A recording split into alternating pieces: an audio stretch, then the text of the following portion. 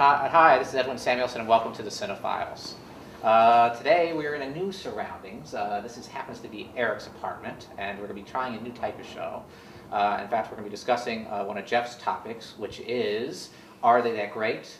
And today we were joined by my co-host, to the very end here, Mr. Michael Foltz. Hello. And to his left, Mr. Jeff Galashaw. Hello out there. And let's not forget Eric Cohen. Veteran dinner theater performer with a toothbrush. Let's get started because somebody's got hygiene to be more concerned with. Now, Jeff, Jeff, this is your topic. Are they that great, or in parentheses, overrated? I hope that was toothpaste. Now, this is your topic. Tell me why you decided to pick this topic today, and tell us a little bit about what this topic is. Okay, well, I got tired of always listening to movie critics and they're saying, "Oh, this movie is great. This movie, like a Merchant Ivory movie, that is great." That certain people Yes, but it makes it hard for the average moviegoer to sit through. And I started thinking about certain classic films. Like recently, I've been watching a lot of classic films, and you hear about them all these years about how great they are. Then you sit through them, and they're so excruciating to sit through. So I just decided, I know I can't be the only one who feels this way. So I thought, maybe open it up and, let voices be heard. I'm glad you brought that up, the Merchant Ivory connection, because I have a theory about that. I call these movies the yuppie snob movies, where anything that has an English accent and a costume is automatically considered a masterpiece, even if the movie totally sucks. That's where the pretension comes in. Absolutely. I remember years ago, there was a movie called Ethan Frome. Which came out. I've heard of it. I could not believe. I remember walking by like, "Ooh, what the hell is playing?" Was that a Merchant Ivory film? Though? No, but it's it's an old type, snobby movie where the people just for these yuppies on the Upper East Side. Was Liam Neeson in that? Yes, he was with Patricia Arquette. And the thing that's sad is that I was like, "What is this?" It looks like a line for Star Wars, but it was a line for this snobby movie, which no one's. I guess, well, some people saw it, but it didn't. No one remembers it now. Was it the Paris? No, it was at the Tower East over on the East Side, which is a huge theater. Exactly. But people think just because they have an English accent or wearing these costumes, it's automatically a great movie. And that's so, come on. Exactly. Things have an English accent and have costumes that suck. And I get tired of sitting through. So are they not that great? Whatever the name of our topic is, it's basically you're talking about Merchant Ivory films. No, it's not only Merchant Ivory films. It's that's just I guess a production company that tends to put out a bunch of movies. They're always critically lauded, and they say that are that great, but then when you actually sit through it, it's some of the most boring stuff you'll ever watch. Yeah, people think because of their reputation, they might have made some really good movies, but they're living on the name, not the actual quality of the current product they're putting out. Exactly. Instead of judging it individually, they just hear Merchant Ivory and automatically. But don't you think, you guys are making a point with the Merchant Ivory, but don't you think there are certain films out there, maybe not so within a classification of, let's say, a period piece. But don't you think there's a lot of film classics out there that there's kind of a bully pulpit that is saying you're out of your mind or your opinion doesn't matter if you don't like this because everybody else says it's a classic? And you're sitting there going, am I the only one that thinks this is really not that great or a piece of shit? And I think there's a real, because some of these Hollywood movies that you see these days, I'm scratching my head and figuring out what people saw of them in the first place. Well, I think Well, it depends. Depends. I mean, there's first off, this topic is about classics, right? That's what I thought it was about. Yeah, I don't know, Merchant Ivory, is that really classics? No, we were just going out on a tangent. Because there's different. There's films that are critically acclaimed across the board that are commercial Hollywood product that come out now. That I wouldn't say fall into classic territory, and I would say that there are people that will praise it because it works within the context of being slick commercial product and it hits all the notes in that way, whereas there are other people that will hate it for that very same reason. But if we're talking about films like they're classics, where we're told of the Jean-Luc Godard and stuff and things like that. Citizen Kane is the perfect. But I don't know. You know what? That's a whole other. Sometimes I feel that film school, and Eric and I both went to film school, and people we've known went to film school. And don't you think that sometimes what the film professors like are very different than, let's say, the AFI 100 like? Yeah, well, yes, but look at who's choosing the films for AFI 100. I doubted that one of my college professors would have thought Wizard of Oz was one of the top 10 best movies of all time. I highly doubt that. I'm sure Alphaville would have been up there in the top 5. You know, that's not even mentioned at all. Let me give a perfect example. Like, Peoples are two also from different generations and different sensibilities. Like, one movie which I think, actually, you talk about movies that are considered classics, which I think is the most overrated, one of the most overrated movies, if not the most overrated movie ever made, is The Graduate. It's number 9, and to me a travesty that Vertigo is number 50-something on the list. Vertigo is such a much better film. It is groundbreaking, and we're still, I mean, it's known as Alfred Hitchcock's most personal film. How can that be 50-something and The Graduate's like number, I think, 8 or 9, I believe? Well, I think maybe the reason is because, like how he was saying about Hollywood and its convention, I think The Graduate is more of a crowd pleaser and more a film people can look back on fondly. Whereas when you watch Vertigo, if you're not really in the mood to watch it, it's challenging for you and it makes you think, and certain audience members don't necessarily like that. Whereas if you appreciate film, you know, you more or less appreciate Vertigo. Also, too, you know, you have to look at a film like those 2 examples that you just made. Vertigo doesn't really have a catchphrase. That's maybe what kind of hurts it in the cult of personality of particular films. Whereas The Graduate, you know, plastics. You know, then you got, or are you trying to seduce Mrs. Robinson? I mean, I hear what you're saying, but at the time Vertigo came out, there was no such thing as a catchphrase kind of film that didn't engage the success of the film at that time. It does have a visual catchphrase. I mean, the problem with Vertigo was at its time, it was a very controversial film, not just because of the subject matter, but because of the casting choices. I mean, no one had ever seen Jimmy Stewart play such an unsympathetic part like that before, and had a very dark ending, and it was a very, like Evan said, it was a very personal film for Hitchcock during an era where not too many directors made personal films. Yeah, but I mean, but even today, Graduate is still more well remembered than Vertigo is. But it depends from whom, from whose standpoint. There will be a whole school of film fans that be like, I consider Vertigo to be one of the 10 greatest movies of all time. Graduate, yeah, but you know. But if you whereas I think that Vertigo is probably like not even in my top 5 favorite Hitchcock. No, I mean, I have a lot of admiration and respect for Vertigo. I think it's a very interesting film. I think it's a well-made movie and a daring film from Hitchcock, but it's not my favorite Hitchcock. Yeah, but let's say if we Really, actually seriously. went out on the street and asked somebody which film they had actually heard of, more people would recognize the name The Graduate than Vertigo. You know what I think it is like you said. I think that it came along at the right time. It's very dated now. It's very of course. dated. Graduate or Vertigo? The Graduate, because it caught on this thing with, you know, the me generation, the pre. It was more of a generational the type end of film. the end of the hippies and the beginning of like the me generation. And you look at it now with the plastics comment. You know, it's very dated. And Vertigo to me is a timeless film. I think it's just because the reputation it had at the time, people are still remembering that time. Another thing, if you want to put these 2 films into debate, another thing that may hurt it within the public consciousness is the fact that Benjamin, the Dustin Hoffman character, is a very likable person that you can root for. And you could not find a further person to root for with Jimmy Stewart. Oh, I mean, he is very unsympathetic in that film. Oh, The irony of that statement about The Graduate, because I'm going to disagree with you. I think The Graduate is a really good film. And I think that there's a lot more there than you may have realized or recognized. Like the fact that Dustin Hoffman's character is not a sympathetic character. In fact, he's a very selfish character. But much more sympathetic than Jimmy presented Stewart. in a way where you could be lured into thinking, oh, this is you know. I disagree with that because Jimmy Stewart, when I mean, I don't want to get to a whole Vertigo debate. When well, I don't disagree with you on Jimmy Stewart either. I agree. Yeah. His is very dark. Because you really feel for him when he loses the woman that he loves and he's trying to make the other person look just like her. You understand why he's doing it, but yet you're really upset for him. You know, The Graduate, like he said, I think the character was very, you know, snobbish and greedy, and, you know, just didn't give a shit. Well, what about something like, I mean, we're talking about stuff that we tend to be fixated and interested in talking about, but what about something that is considered like classic, like Gone with the Wind? Have we seen that, and do we think it's as good as, does it deserve its classic status? Because personally, I think it's a very boring movie. I think it's just a big bloated soap opera. Well, because I've heard that so many times to this point, I still haven't brought myself to sit through Gone with the Wind.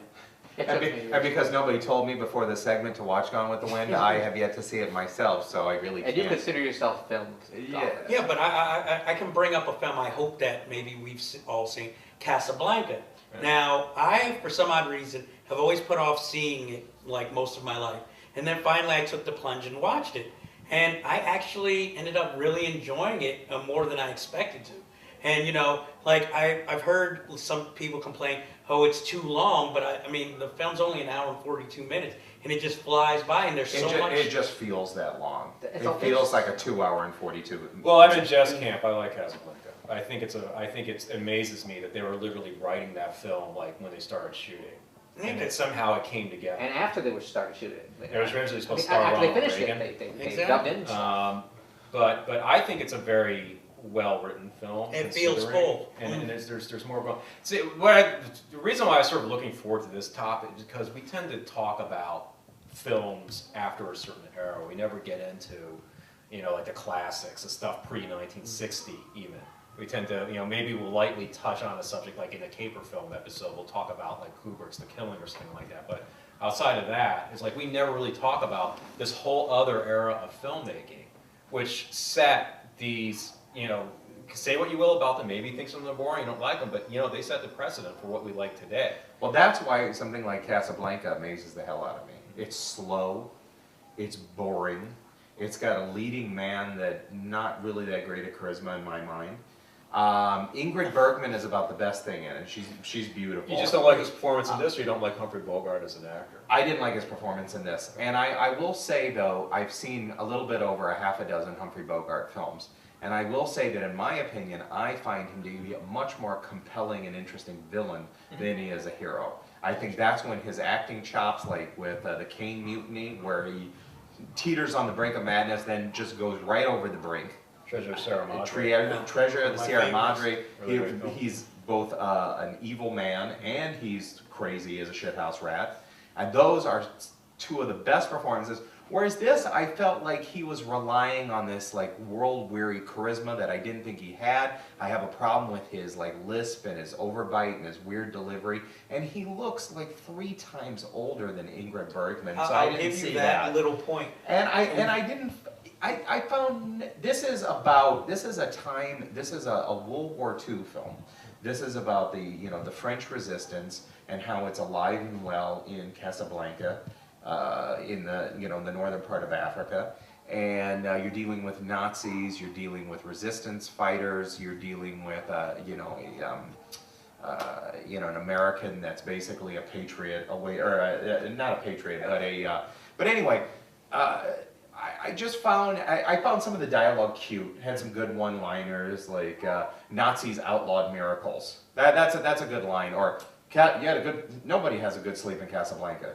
These like rat-a-tat-tat, like cute little one-liners.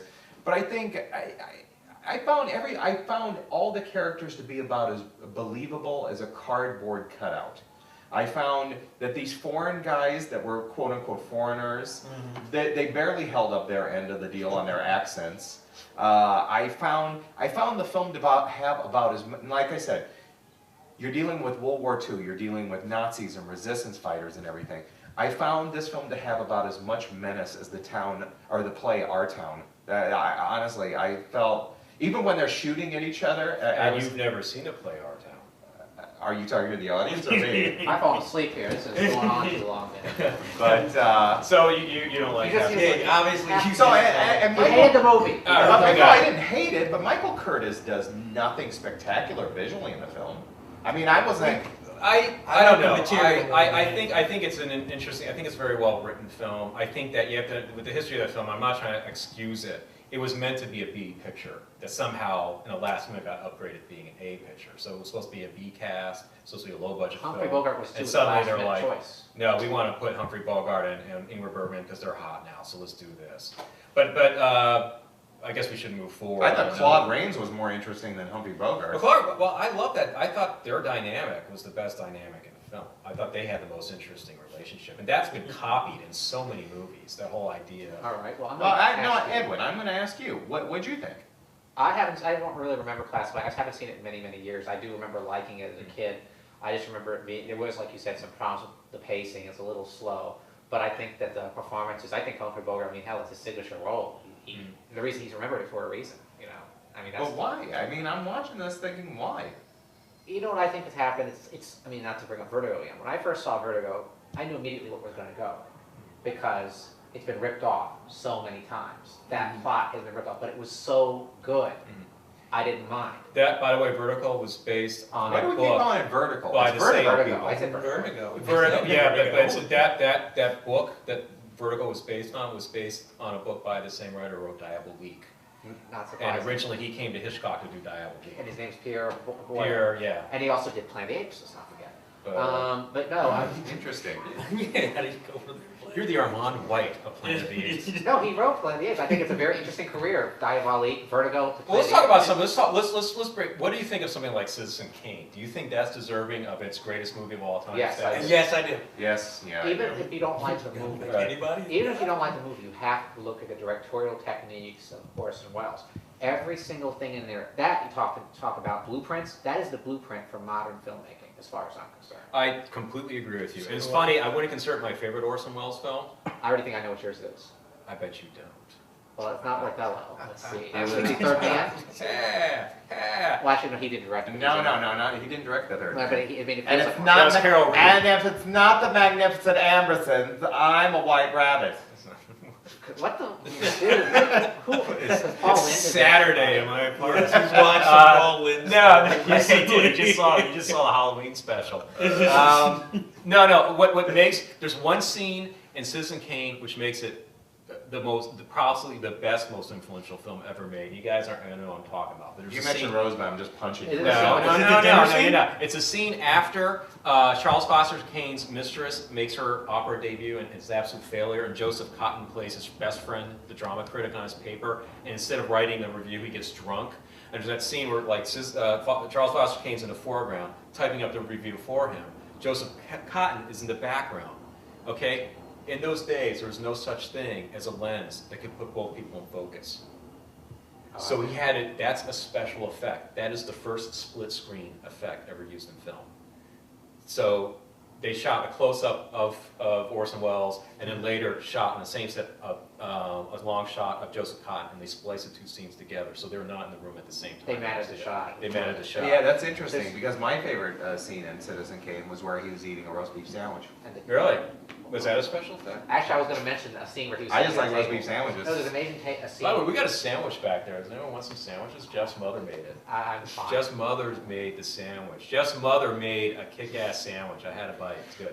Well, when we do a show on Jeff's mother and her sandwiches she Actually, makes, fuck it. I'm bringing the pigs in a blanket over. Okay. I want to recommend something too on Citizen Kane. If you do see it, watch it with the commentary by you. It's one of the best commentaries. He talks about how he achieved many of these tricks that Eric was talking Is about. that on the 2-disc DVD? Yes, it is. If anybody is going to, no. There's a scene where they talk about where there's a scene where the camera moved and Yeah. they pull a table apart and put it back together just as the camera goes through. It's fascinating. You would never notice it. Well, if Brilliant. anybody's going to be able to talk about Citizen Kane, it's Roger Ebert because he's supposedly seen this film 127 times. Well, I respect his commentary. I learned so much from it. I mean, if you just say you hate the movie, fuck it. Just watch it to listen to learn how Orson Welles achieved many of these tricks without even he learned these on his own. These were all invented on making as he went along, and it's brilliant because everyone has used these shots, and I can't recommend it. Well, like what you're mentioning with Citizen Kane on why it holds up and why it is still a classic and everything is why I was anti-Casablanca,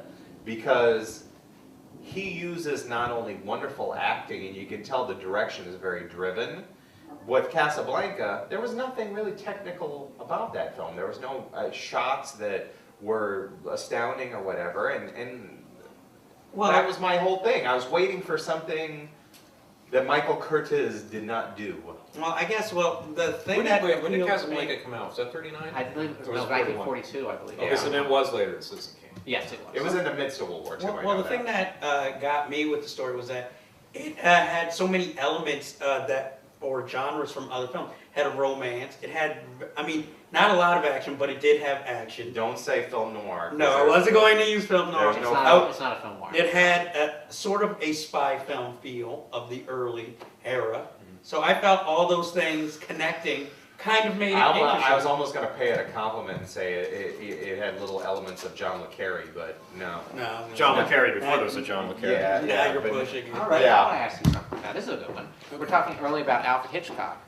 Now, Alfred Hitchcock has made many great movies. Is there a movie because he's probably the most famous director of his time. He's even more famous. I mean, nobody is more famous than Wait, him. yeah. Who, now he's made many films, almost all his films are considered classics. Is there one that you think that really fails to make the cut? I have one, Go ahead. but it's also his last film, so you can see why maybe. Torn It's, Curtain? no, I'm sorry, Family Plot. yes, Family Family Plot, Plot, yeah. which is interesting. It's not a horrible movie, but I wouldn't put it with the classics. Now, I love Bruce Dern, but just sitting through the film, it just felt like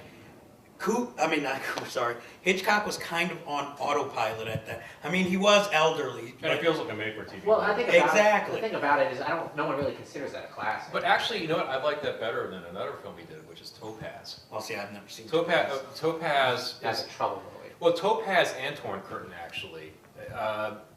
Torn Curtain is like basically his attempt to do another North by Northwest, another 39 Steps, but with Paul Newman, and it's just Paul Newman's really miscast in the role. And Julie Andrews too. Julie Andrews is actually better cast than Paul Newman. Paul Newman just doesn't work. It doesn't work as a Nobel-winning scientist who's supposed to defect or fake his defection to the east to get some special plan. That has one of the worst scenes in Alfred Hitchcock history, actually. Well, it has. Were you talking about the death scene where he tries to kill the guy? In the oven. Yeah, but that's considered the only good thing in the movie. Oh, that's hysterically bad. It's like, Because the whole point. Well, the whole point of it was Hitchcock wanted to show how absolutely difficult it is to murder a person, and that's considered the only good scene in the entire film. But Topaz is a mess. Okay, wait a second. Topaz was Hold on. Okay, I'll get to Topaz. We got started with this conversation because of Jeff. And we're going to do a Jeff. Hitchcock episode anyway. Yeah. Well, I think because I thought everything that Hitchcock has Right. touched is considered a high Right. quality. Like I would say, like what is one? Like some people say, The Birds. Birds is a masterpiece. Some people say it's not because of the script issues. Well, I can see where Right, you're you're coming gonna, from. what you're going to say. But I just want to put forth, Jeff. Yes. Why did you want us to do this topic? There was one movie in particular you wanted Oh to yes, discuss. one movie in particular. I want to bring this back to the origin because of he you. wants to argue this because he already knows which one I'm going to pick. Revolution. No, I haven't even seen that. No, it's a little film that has been considered a classic that I sat through and absolutely, I'm not going to say hate, but I can see why it's considered a classic, but I couldn't stand it, and that movie is called Easy Rider, with directed by Dennis Hopper, Peter Fonda, and made Jack Nicholson a star. I really don't think there's many very good of those. You know, what is it? Those motorcycle movies. I tried to watch a few of them. I just don't. Like That's that not a anymore. motorcycle movie. But it Easy you know, Rider's different. it really started It's opening not- up, That is like the not- new that's not a generation. motorcycle. You can't really Oh, compare that- it. Oh, it is. I read the whole story. I mean, that was originally supposed to be an AIP film. You know. Yeah, but it's not. You know, it's That is entirely not different. like- It's not a biker film. It's Yeah, not. it's not you know, a it's not biker like a film. hippie It's LSD not- film it's either. not like, It more tries to make social The one- commentary. It's not like the Wild Ones. But I mean, I can. What did you not like about it? What was it about it that disappointed you? I guess it's sort of like the book On the Road. I can see why people consider it a classic, but sitting there watching it for myself, or reading On the Road myself, to me it just seemed like Easy Rider was just patched together as they were filming, and most likely they were high or drunk most of the time that they were making the film. And what you're saying is not pretty far much reality. true. I know, but I'm sorry, I don't find that entertaining, because if I did that now, I understand at the time it's thought of as revolutionary, because it really opened up America's eyes to, you know, the hippie movement and the But the way. wait, hippie movement isn't necessarily shown in a good light either. But There's it wasn't. some very- But it wasn't so much that though. Is what this was is America's first taste of what was going on with the what is it? The Counterculture? No. In the cinema nouveau from France. You know, the French New Wave. Yep. It's like you took that and you added it, and you added American flavor to it and perspective and everything. And of course, you're mixing the countercultural stuff in there too. And you get well, it's the first film that was successful that had that, but that's not the first. Because I was gonna say, film. Bonnie But I mean, Clyde but had it was it. also the first film that was really one of a kind that was put out by an American director, an American distributor. I mean, it had these elements where there were real scenes being put forth in there. I mean, you know, we've read the book on Easy Riders and Raging Bulls Right. and talked about what a like. Even though Dennis Hopper did have an artistic vision for this film, it was really piecemeal and put together. Exactly. But there are so many. I just don't understand how you get. There's some things that I look and I like my breath catches in my mouth, like when they're going, I think in Wyoming or no, they're around the Rockies or something, and their choppers are pulling around, and you hear the band with that very famous song, "The Weight." I mean, that to me is just an amazing mix, like almost like a Scorsese, where you mix a perfect scene with the music. Another reason why that film hit the way it did, was so successful, was the timing when it was made. Because there were American films trying to do the verite, the whole European sensibility thing behind it. It just weren't as successful. The reason why Easy Rider hit was the timing. Everyone forgets the whole hippie, 60s, all that stuff only existed really for 2 years. And then you had stuff happen like Almond, you know, the Rolling Stones concert. Where they hired, the hippies. right. And then you had, you know, Kent State. And then you had all this stuff. And then the final thing to put the nail in the coffin, Charles Manson. But this is a real so time this film capsule came, film, well, this though. film came out and really capitalized on what everybody was thinking and going through emotionally at that But it's time. not, Let's but go to to say it, Jack. but to say it's Why- a motorcycle what's your film. problem? No, I agree with Well, you. It's not just Is a it the motorcycle. pacing? And Is it's it not the a character? movie. I think it's something that's a film that's better in theory than actually watching it. Well, the movie, they said in the book, is it was a mess. I mean, they shot so much footage. Dennis Hopper was out of his mind. But you haven't They seen had the to- movie. I have seen the movie. Oh, you have seen the movie. I have thought seen you the movie numerous times. And as I said, there was so much footage, I just had to edit it to make it somewhat coherent. And even, I don't think he's completely happy with the way it turned out. But, I mean, it got out there, it made a lot of money, and then he fucked it up in the next movie he made, which was the last movie. I mean, I agree with you. It's a massive movie, but I will say there were scenes in that still exist to this day that have been parodied. You know, what is it, Born to Be Wild, when everyone played, you know, they made fun of it in Lost in America, very funny. But I mean, I'm not saying it's a totally horrible film. No, it's not. It's just I'm overrated. just saying, exactly, it just doesn't live up to all the hype that it's gotten over the years. Because I can name 3 things I really like about it.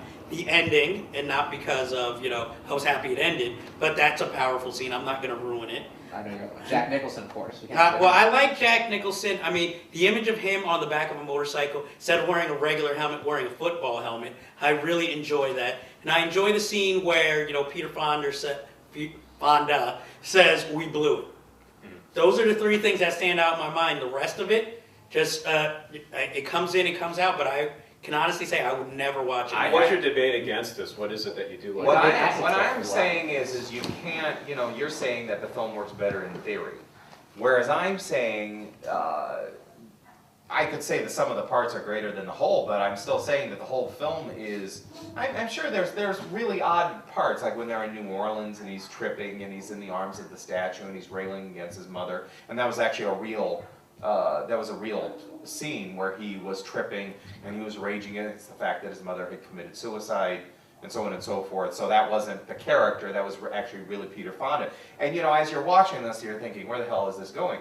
But there's just so many moments, and I think what the film does perfectly is it captures that disillusionment with society at that time and with America in general, and it shows that these guys, their American dream was so hollow and so pointless that they kind of met their end at the end because they were Jump in there. Okay, but I guess what I'm asking, I can understand your point. I'm not saying you're wrong or anything, but would you put Easy Rider in the class, like in your classics of all time, next to some of your favorite or what you think are the best film? So Yes. you'd put it next to Citizen Kane. Yes. Well, see, all I'm saying is I don't feel that way, but I still like the film. This film, Did you like Clerks better? no. Well, then Easy Rider. Yeah. Yes, I will honestly. I will put it out there. Oh, dude, I'm getting out of here for Yes, Mike. I'm getting out of here. But that's my personal opinion. But if you ask me which was a better made Stop, film, Trav. I will Get give, out, get out, I will get out, give get you the out. credit that Easy Rider is a better made film. But if you ask me which one I enjoyed better and which one I would rather watch again, I will say Clerks. All right, I have a question. But Orson it's- Welles or Kevin Smith? That's an easy question. Orson Welles. Thank you. Okay. There is help for you. You know, To even mention both names in the same sentence. but you know, I'm not sitting here saying. But obviously, since we've had this argument before, I'm not saying Clerks is a classic either. But if you ask me which one I'd rather watch, I'm going to be truthful with you. I'd rather sit through Clerks than Easy Rider. Mike, you must be really. No, here's an interesting question I have for Mike. Would you rather sit through Clerks again or watch Casablanca? I would rather watch Casablanca. Okay. Do you have like is there a message film that is successful that would be considered a classic? I mean, you got something like Most of them are dated. Like something like To Reaper Kill a Madness. Mockingbird, which is considered a classic. I That's a don't bit of a know. message film. That's really overstated. Oh, I'll give you the best one. I think it's the most overrated. Actually, I piece of disagree. I shit think it's a ever. great No, movie. not Mockingbird. That's a decent movie. Yeah, Gregory Peck's I love amazing. Gentleman's Agreement. That is Yes. a piece of shit. I love that. I've never I seen could, it. for its time, I could see what was interesting, but I it think is it's a dated. very It's powerful, it's a bit so dated. I don't think it's a piece but of a very, shit. very powerful Well, I message guess film, though. if I had It carries a very powerful message, and that is a film that I think is maybe not the most well-made film, but I'll tell you, is very important. Because anti-Semitism was very prominent in Hollywood at the time, and to make a film like that at the time was very brave. Well, most of the people in Hollywood were Jewish at that time. Right, exactly, but there was still, yeah, well, all the True. studio, Yeah, All the yeah, screenwriters. and the studio chiefs as well, but there was Exactly. still. But they even, it was like a self-loathing Jew thing because they perpetuated the myth of white, Christian, kind of waspy heroes and heroines. Well, their guy was Almighty Dollar. They didn't want to. I mean, hey, you could also say that most of the people in Hollywood are gay too, but there was no That's real true. gay-friendly filmmaking out And if there. you think about So it, That's supposedly. you We're not didn't- making any general statements. you didn't get any real Jewish Not leading that there's men anything until like the wrong. late 40s and Exactly. early 50s with like Who, Tony Curtis and is- Kirk Douglas. Who was the first Jewish leading man, really? Now that you make me think about that, that's a very Well, good Clark Gable wasn't. Rudolph Valentino wasn't. Well, Kirk Douglas was. Kirk Douglas, Tony Curtis, Gregory Peck was not. Some of the silent guys were, most definitely. I mean, some of those guys came from Charlie Yiddish Chaplin. theater, you know. Sure. Well, speaking of which, I mean, we're going on all these serious movies. What about like the great classic comedians and stuff like that? Oh, do they the deserve Marx the Brothers, they're reputation? Jewish. Marx Brothers? I think the Marx Brothers are fucking brilliant. Yeah, they are. Duck Soup. Duck Soup is one of my favorite all-time Night movies. at the Opera. I love A Night at the Opera. I actually, my favorite one is Duck Soup only because it's the only film where they don't try to force a romance onto it, where there's no romantic subplot. And it's You just know, all anarchy, the entire film. All I'll say is the Marx Brothers didn't look Jewish. Edwin, what do you? Which one? All right, well, that'll bring this show to a close.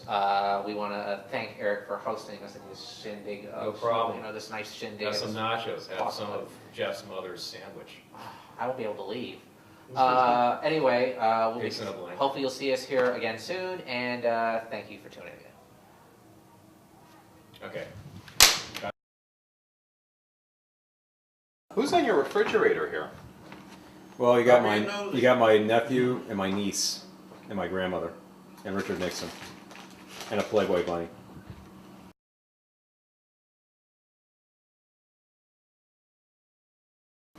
Yeah. Well, at least your house doesn't smell like crap.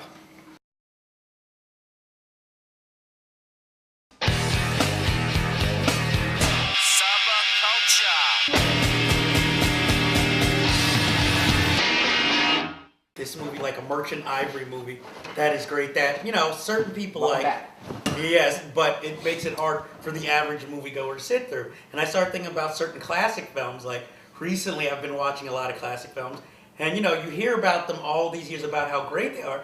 Then you sit through them, and they're so excruciating to sit through. So I just decided, I know I can't be the only one who feels this way.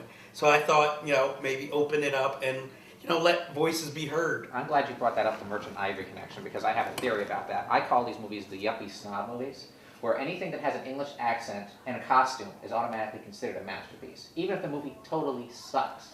That's where the pretension comes in. Absolutely. I remember years ago, there was a movie called Ethan Frome, which came out. I've heard of it. I I've never could seen not believe, I remember walking by like, ooh, what the hell is playing? Was that Merchant Ivory film though? No, but it's, It wasn't. you know, it's an old type, you know, snobby movie where the people, it's just for Right. these yuppies on the Upper East Was Side. Liam Neeson in that? Yes, he was with Famous. Patricia Arquette. And the thing that's sad is that I was like, what is this? It looks like a line for Star Wars. But it was a line for this snobby movie, which no one's, I guess, well, some people saw it, but it didn't, you know, no one remembers it now. Was it the Paris? No, it was at the Tower East over on the East Side, man. which is a huge theater. Exactly. But people think just because they have an English accent or wearing these costumes, it's automatically a great movie. And that's so, come on. Exactly. How many things have an English accent and have costumes that suck? And I get tired of sitting through films So like that. are they not not that great? Whatever the name of our topic is, it's basically you're talking about Merchant Ivory films. And no, it's not only Merchant Ivory films. It's that's just I guess a production company that tends to put out a bunch of movies. They're always critically lauded, and they say that are that great. But then when you actually sit through it, it's some of the most boring stuff you'll ever watch. Yeah, people think because of their reputation, they might have made some really good movies, but they're living on the name, not the actual quality of the current product. Today, we're in a new surroundings. Happens to be Eric's apartment, and we're going to be trying a new type of show. In fact, we're going to be discussing one of Jeff's topics, which is, are they that great? And today, we were joined by my co-host, to the very end here, Mr. Michael Foltz. Hello. And to his left, Mr. Jeff Galashaw. Hello out there. And Let's not forget Eric Cohen. Veteran dinner theater performer with a toothbrush. Let's get started because somebody's got hygiene to be more concerned with. Now, Jeff, let's get yeah. to you. Jeff, this is your topic. Are they that great, or in parentheses, overrated? I hope that was toothpaste. Now, this is your topic. Tell me why you decided to pick this topic today, and tell us a little bit about what this topic is. Okay, well, I got tired of always like listening to movie critics and they're saying, "Oh, this movie is great."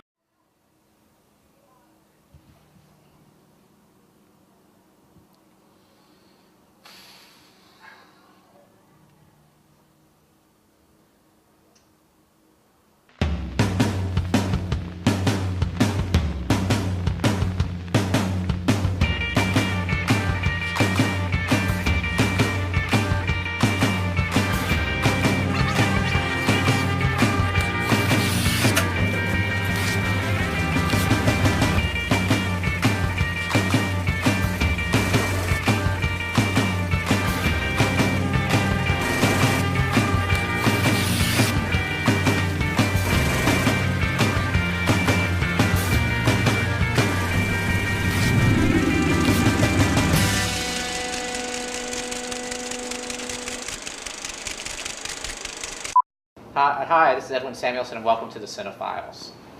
Putting out. Exactly. Instead of like judging it individually, they just hear Merchant Ivory and automatically. But don't you think, I mean, you guys are making a point with the Merchant Ivory, but don't you think there are certain films out there, maybe not so within a classification of, let's say, a period piece, but don't you think there's a lot of film classics out there that there's kind of a bully pulpit that is saying, you're out of your mind, or your opinion doesn't matter if you don't like this because everybody else says it's a classic?